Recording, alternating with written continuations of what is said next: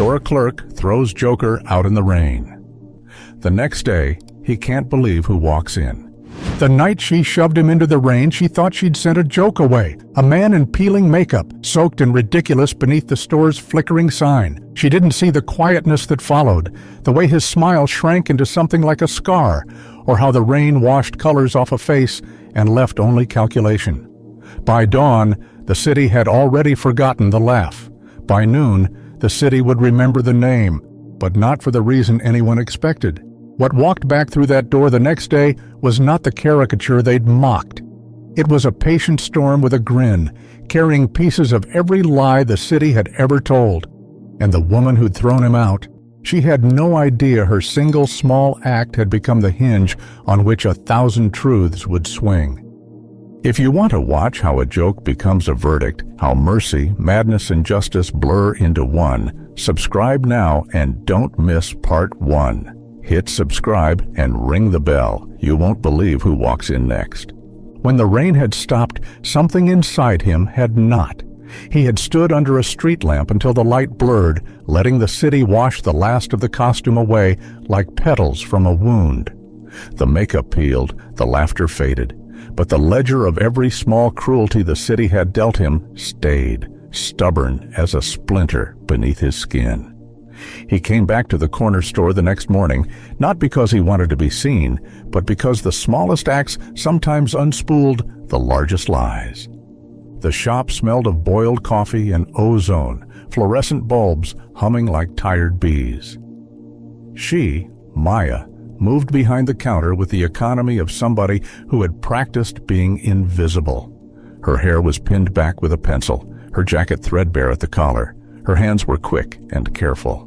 He watched her arrange the shelf as if she were stacking fragile apologies. For a moment he simply recorded her, the way she swallowed reflexively when a man with too many rings tried to charm her, the way she glanced at the street every time the bell above the door chimed. She had thrown him out into the rain the night before without knowing why she'd done it. She had, in a way, only done what she'd been told to do. His plan was not the dramatic sort that movies trade on. No pyrotechnics, no grand speeches. That kind of noise is for people who want to be seen. He preferred quieter instruments. Evidence that fit into an envelope, a confession hidden on a damaged phone, a photograph with names and dates. He believed in making the rot visible. Let the city look at its own hands and be ashamed. He placed his hat beside the register and made a small purchase, a packet of gum and a candy bar. When the clerk rang him up, he let his voice be a low thing, almost conspiratorial. "Keep the change," he said, sliding a folded receipt across the counter so it brushed her fingertips. He watched the way her face changed when the paper folded under her skin, like plucking a string she'd tried very hard to muffle. She didn't open it, not yet. A young woman came in, breathless, with a messenger bag and a look that could have been hope or panic. "Maya," she said, and the clerk's features softened for the briefest of seconds. The gaze between them carried a private history. He learned names slowly, like reading the map of a city by the cracks in its pavement. He learned that not everyone who wears the collar of a small job is a willing participant in the machinery above them. Outside, a delivery van idled, and the driver leaned against the dashboard making a phone call. The world beyond the shop continued its habitual violence. Meetings, memos, bribes disguised as incentives. Inside, the fluorescent light made a priest of small embarrassments. The unpaid bill taped behind the counter, the sobbing voicemail unread on a cracked phone. He saw the ledger of the little deaths that made up the bigger ones. He could have left then, taken his evidence, and walked the city's back alleys until he found a journalist hungry enough to listen. But curiosity is a blade that cuts both ways. He wanted to see what she would do with his small offering. He wanted to see whether the person who had shoved him into the rain was the kind of person who could be forced into complicity, or the kind who had been forced. Maya finally unfolded the receipt while she thought no one was looking. At first it looked like a bank stub, mundane and gray, but there was a name written in a cramped, precise hand, Hargrove. Below it, an account number and a timestamp that tied it to the mayor's charity gala 2 nights ago.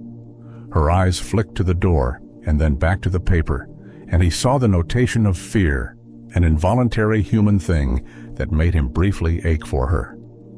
"Who's Hargrove?" he asked, but he did not sound like a man demanding an answer. He sounded, for once, like the sort of person who asks questions because he hopes for a human truth. She swallowed. "You don't want to know," she said, but the words fell like loose change, small, clattering, unavoidable. That should have been the end of it. He could have left the city to its greasy bargains. Instead, he watched the bell jingle as the door opened again, and a man filled the threshold with an expensive odor, leather, aftershave, the faintest perfume of new money. He was taller than the rest, his coat cut for someone who had never known a rain that wasn't an inconvenience, not a cleansing. He smiled with teeth that had been insured. "Hargrove," Maya breathed, fingers trembling so that the receipt fluttered to the counter like a small white bird. The name hung between them like a detonator. The man's eyes found the hat on the counter, and then, with the slow, terrible patience of a man waiting for the punchline, they fixed on him. Recognition slid into the room like the last plank of daylight in a closing shop. For a second, the world balanced on a razor's edge. The clerk who had thrown him out, the man who moved the city's pieces like playing cards, and the stranger who had come back in with no visible plan but a folded smile and a rain-streaked face. He had prepared to be theatrical, to be loud. Instead, he had been patient, and patience often made revelations arrive like thunder. Hargrove's thumb tapped the counter, and his smile widened as if he were about to finish a joke that had been in rehearsal for years. "Well, this is a surprise," he said, and the voice in the shop reshaped itself, less a question than a summons. He felt then the pull of an old hurt, not the slap of rejection, but the years of small betrayals that had led here. He thought of the people who'd signed papers, the officers who had looked the other way, the charity gala where smiles were currency and consequences were someone else's problem. He thought of how easily the city made saints out of costumed liars and hung men out to dry when they laughed too loudly at the truth.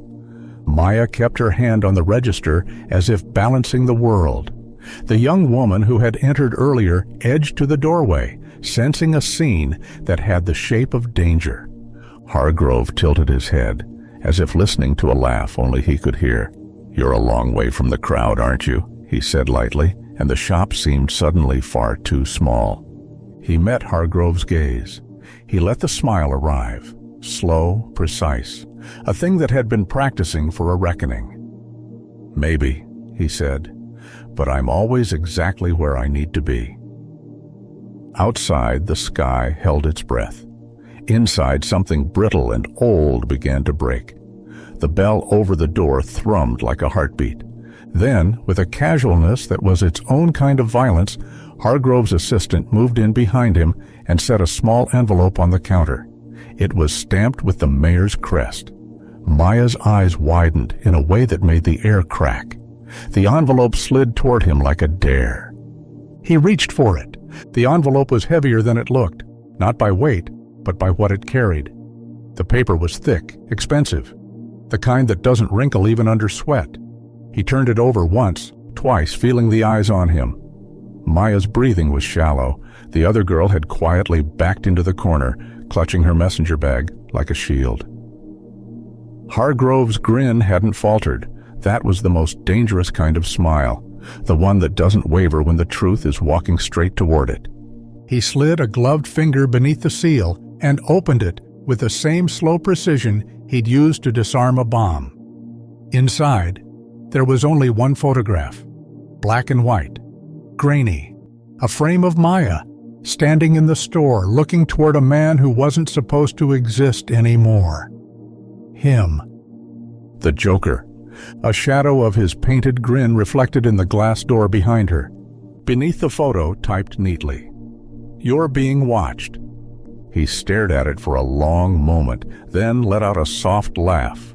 Not the manic, unpredictable laughter the world expected from him. This one was quieter, sadder, the kind of laugh that came after you realized the joke was on everyone else.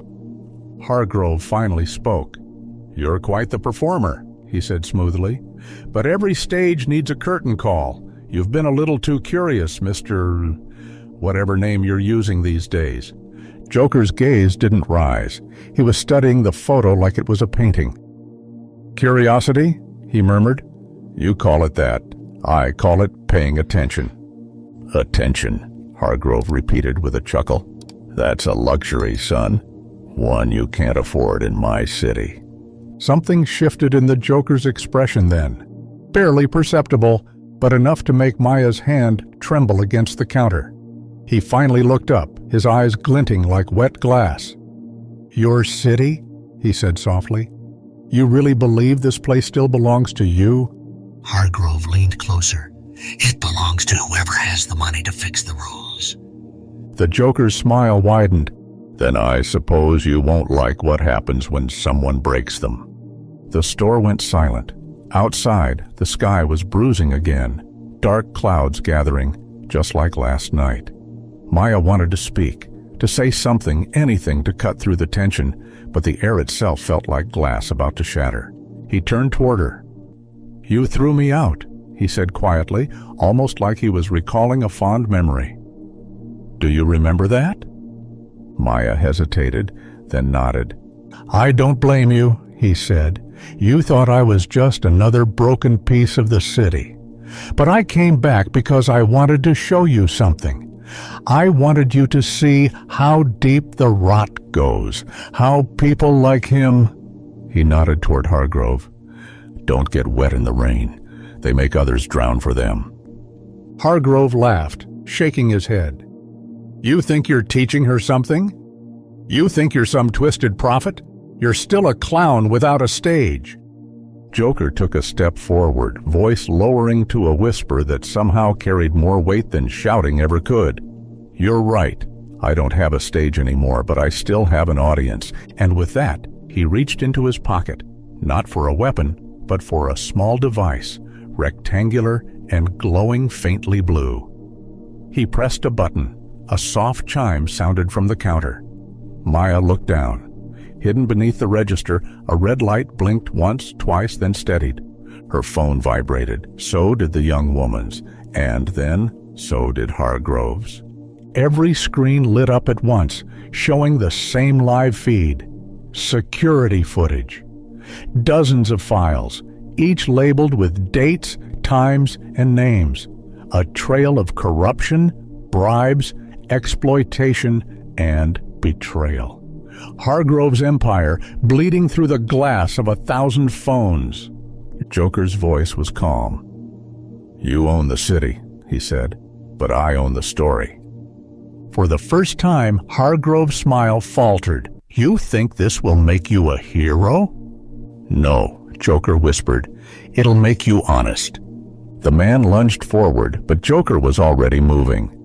The clerk's bell above the door rang sharply, once, as the door swung open and wind rushed in. By the time Hargrove turned, Joker was gone, swallowed by the rain that had just started again, like a curtain closing on an unfinished play. Maya stared at the feed still running on her phone. She saw the truth unraveling live across social media. The bribes, the accounts, the faces. The world was watching now. The store that had once been silent was suddenly filled with the distant echoes of police sirens, the city's heartbeats stumbling into chaos. Hargrove's voice cracked like thunder. "You think they'll believe him? He's a lunatic." But no one answered. Maya wasn't looking at him anymore. She was looking at the photo, the one still lying on the counter, wet with a drop of rain that had found its way inside. The typed words, "You're being watched," had begun to smudge. Beneath them, faintly, she could see something else written in ink that only appeared when wet. Her breath caught. The hidden message read, "Don't fear the rain. It washes the masks away."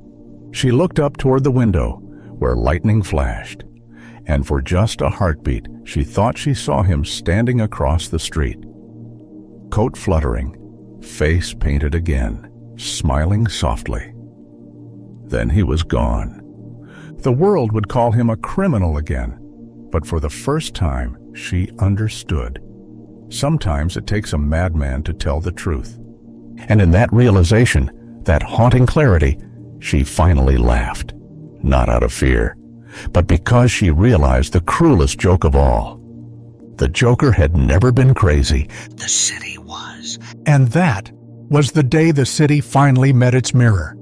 The rain didn't just fall that night. It revealed everything that had been hiding beneath the masks.